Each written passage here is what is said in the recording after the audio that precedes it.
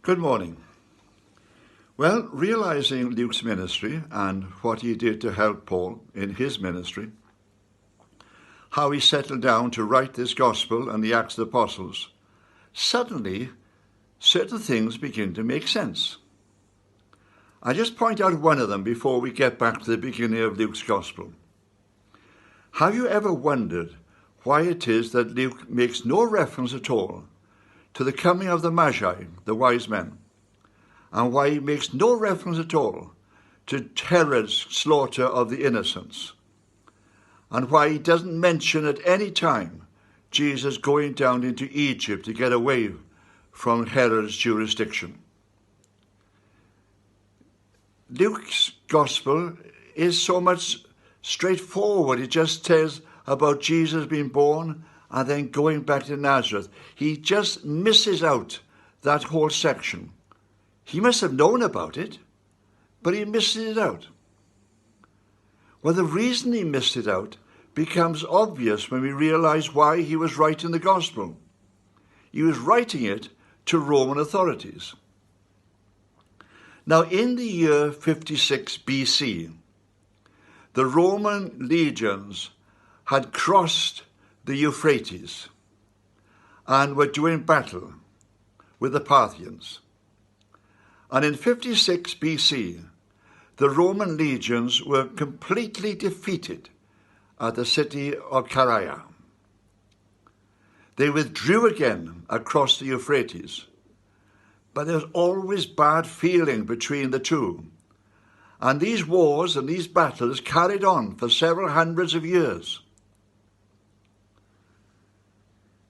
When Luke was writing his gospel, the one thing he did not want to do at the beginning of his gospel was to tell the Roman authorities that the Magi, who were part of the Parthian Empire, that a Magi party had come to Jerusalem looking for the one who had been born King of the Jews.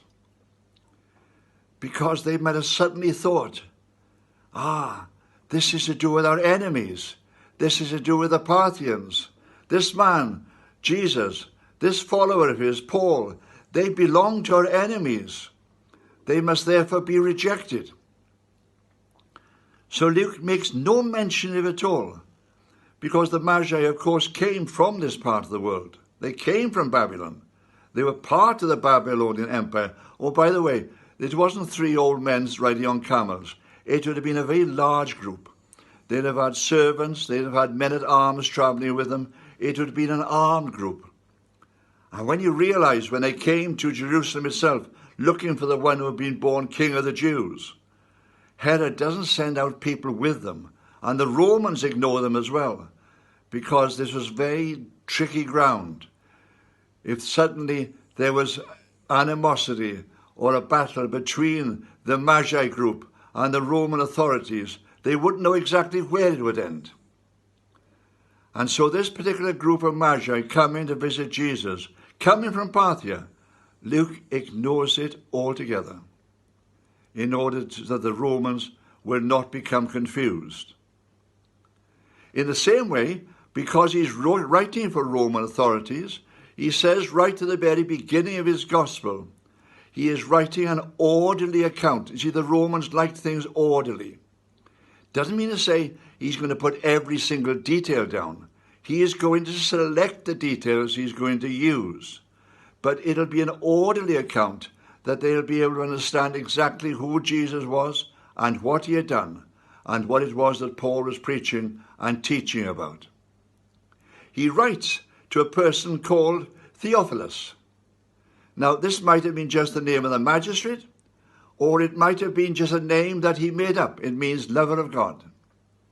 So he starts to write, and he starts to identify Jesus and his birth.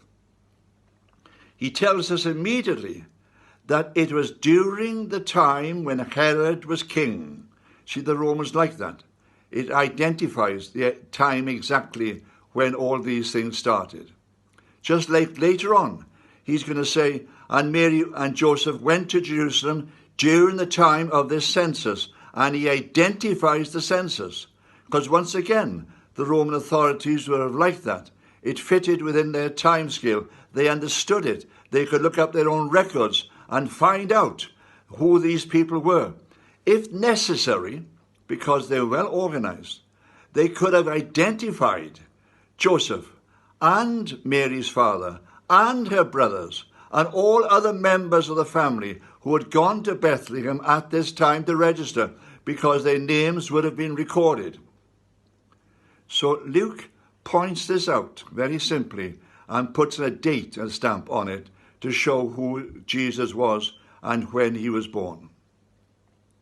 And as he does this, he is setting out this basic premise from which he's going to explain the gospel and show his readers why it was that the Acts of the Apostles developed in the way that it did. Amen.